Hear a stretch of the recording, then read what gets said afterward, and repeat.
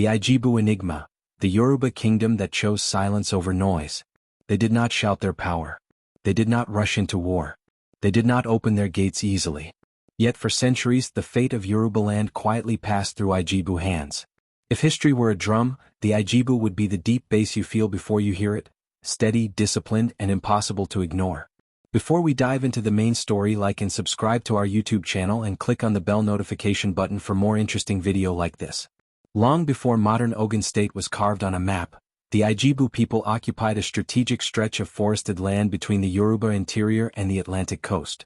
This location was not accidental. It was destiny. To the north were powerful Yoruba kingdoms like Oyo and Ife. To the south lay the lagoons that opened into the Atlantic world, Ape, Lagos, and the vast waters beyond Africa. The Ijebu stood in between. And instead of fighting endlessly for dominance like many kingdoms of the era, the Ijebu made a radical decision that would define them forever. They chose control over conquest. Like most Yoruba groups, the Ijebu traced their ancestral roots to Ile Ife, the sacred cradle of the Yoruba people. Oral traditions speak of early migrations led by princely figures who sought new lands, guided by divination, ancestral wisdom, and necessity. But once settled, the Ijebu did something unusual. They did not model their kingdom strictly after Ife. They did not mirror Oyo's militarism. They did not seek imperial expansion. Instead, they refined organization, secrecy, and economic intelligence. This choice would make them one of the most distinctive Yoruba subgroups in history. At the center of Ijebu society stood the Ojali of Ijebuland, the paramount ruler whose authority was spiritual, political, and cultural. But unlike absolute monarchies, the Ojali did not rule alone. Power was carefully balanced. The Osugbo, Ogboni, Council, an elite body of elders, served as the moral compass and judicial authority of the land. These were not ordinary men. Membership required integrity, wisdom, and deep knowledge of tradition.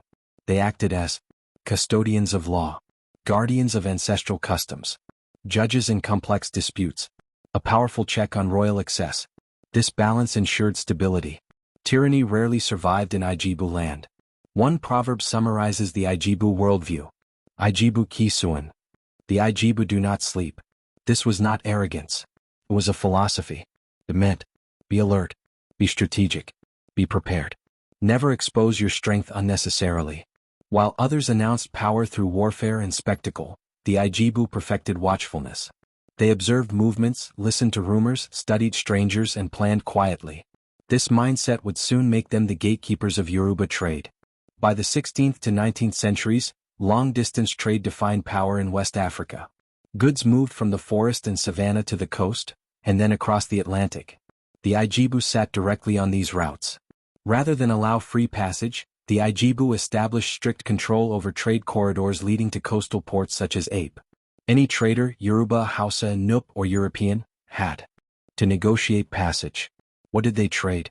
Kola nuts, highly prized across West Africa. Pepper and spices.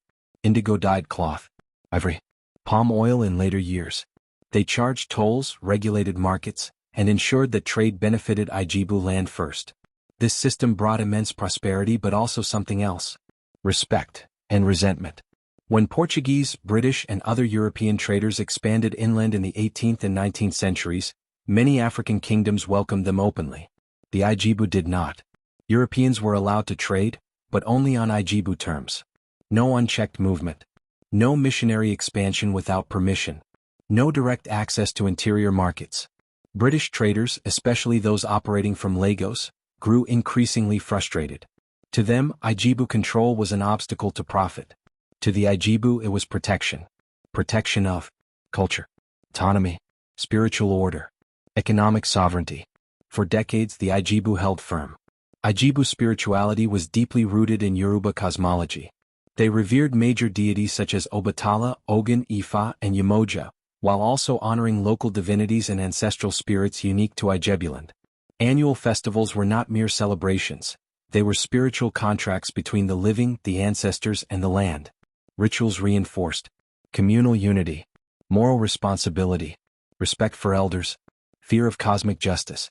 In Ijebu belief, prosperity without moral order invited disaster. By the late 19th century, pressure mounted.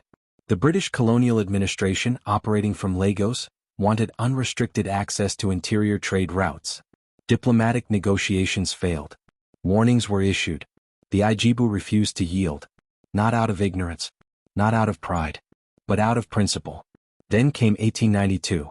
British forces, armed with Maxim guns and modern artillery, marched toward Ijebu'S. The Ijebu warriors were brave, disciplined, and loyal, but they faced weapons unlike any they had known. The Ijebu War of 1892 was short and devastating. The legendary Ijebu defense collapsed under overwhelming firepower. The gates were forced open. Ijebu'S fell. Trade routes opened. Colonial rule advanced. To outsiders it looked like defeat. But history is more complex. The Ijebu did not lose their identity. They did not lose their language. They did not lose their values. Instead, they adapted, entering education, commerce, law, medicine, and civil service with the same discipline that once guarded their borders. Today, Ijebu people are known across Nigeria for business acumen, prudence, strong community ties, respect for tradition, quiet excellence. The spirit of Ijebu Kingdom lives on, now expressed through strategy rather than walls. When Ijebu is mentioned, you will want to hear about the Ijebu'S, a festival like no other. And I promise we will get to that. Here is the intrigue history leaves us with. What if the Ijebu gates had never fallen? What if trade control had remained African-owned? What if vigilance had outlasted gunpowder? Was the fall of Ijebu resistance truly a defeat? Or simply the beginning of a different kind of power? Because even today the Ijebu are still watching, still calculating, still awake. And history may not have heard the last word from the kingdom that chose silence over noise.